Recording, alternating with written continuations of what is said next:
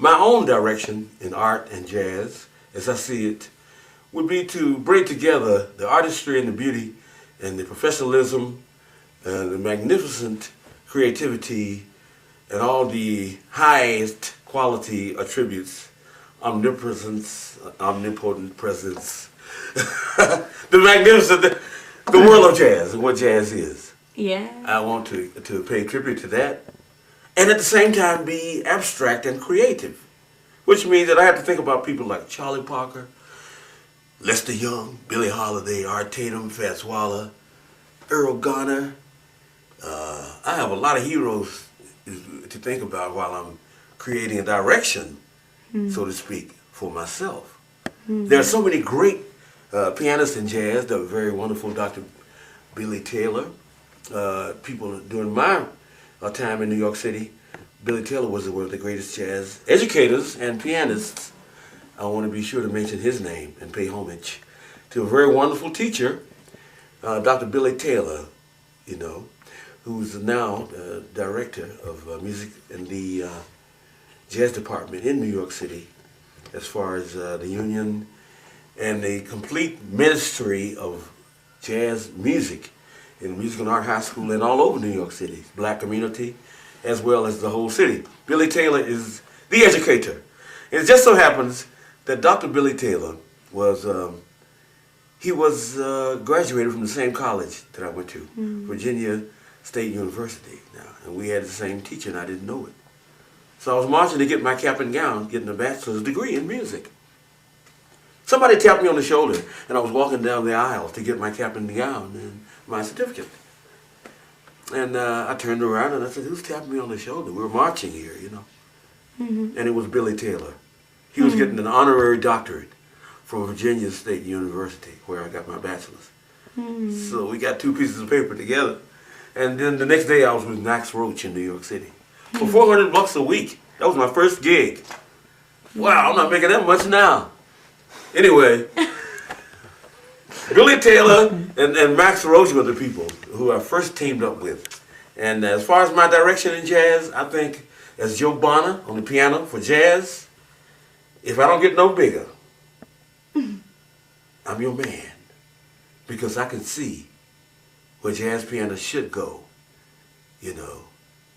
And I'll give you a little sample of my direction. This is a jazz tune for real. It's written by the very wonderful, great Miles Davis. It's called Four and More.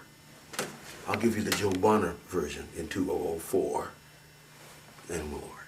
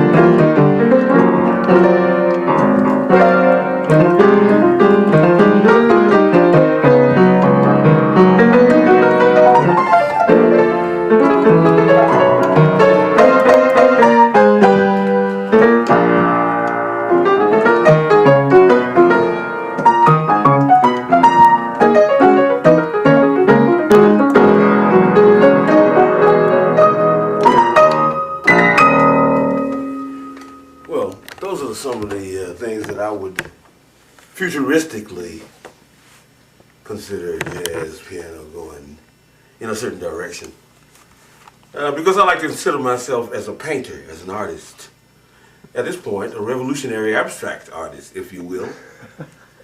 And I'm trying to take the bebop jazz and turn it into an avant-garde kind of a free expression of what jazz music could be. So I'll leave you with one kind of a... Oh, that was from... humorous. Yeah, well, this was from a movie script that was written way back in 1967 when Sonny Rollins was out in Arizona.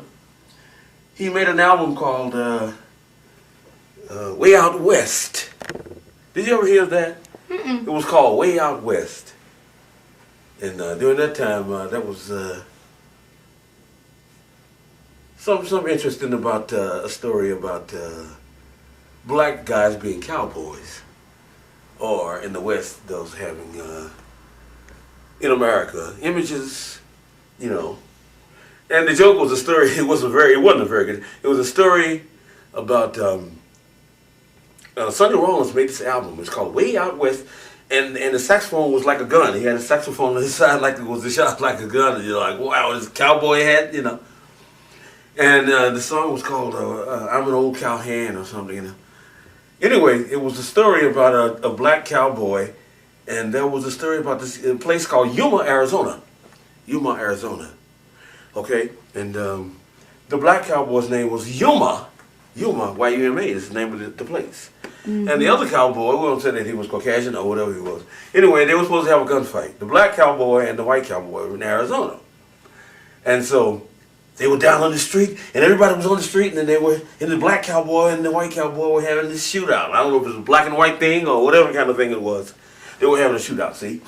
And so they said, okay, I'm going to get you, man. And then the guy said, well, I'm going to get you, my man. So they said, fire!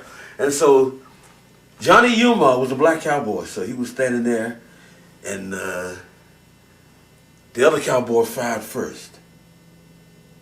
Bam! One single shot out of his 44. And he missed Johnny Yuma, the black cowboy.